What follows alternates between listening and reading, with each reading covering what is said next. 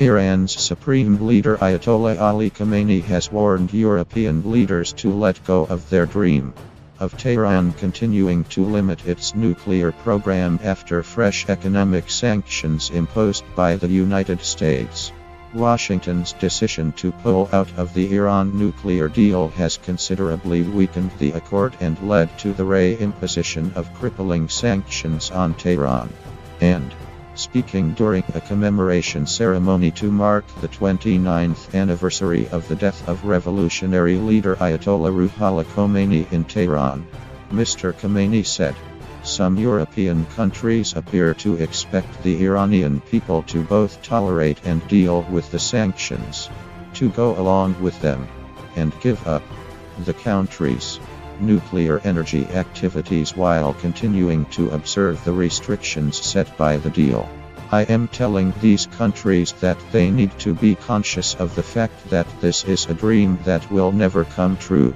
The people of Iran and the government of Iran will never tolerate both suffering from sanctions and nuclear restrictions. This will never happen." Mr. Khamenei's warning comes nearly a month after American President Donald Trump announced Washington's decision to unilaterally withdraw from the landmark nuclear accord. Signed in 2015, the pact was designed to prevent Iran from obtaining a nuclear bomb in return for the removal of international sanctions that had impaired its economy. The deal's remaining signatories minus Britain, France, Germany, China and Russia have since scrambled to preserve the deal, while the US for its part prepares to reimpose comprehensive sanctions on Iran. Iranian officials have already warned that Tehran too would quit the deal and start enriching uranium again if it can no longer see any economic benefit from sticking to the agreement.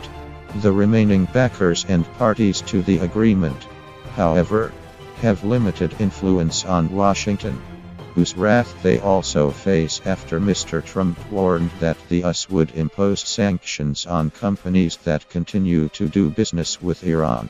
Shortly after Mr. Khamenei's speech, French carmaker SEA announced that it was pulling out of two joint ventures to sell its cars in Iran to avoid risking US sanctions. SEA followed in the footsteps of French oil giant Total, whose chief executive said last week that the chances of winning exemptions to the US sanctions were very slim.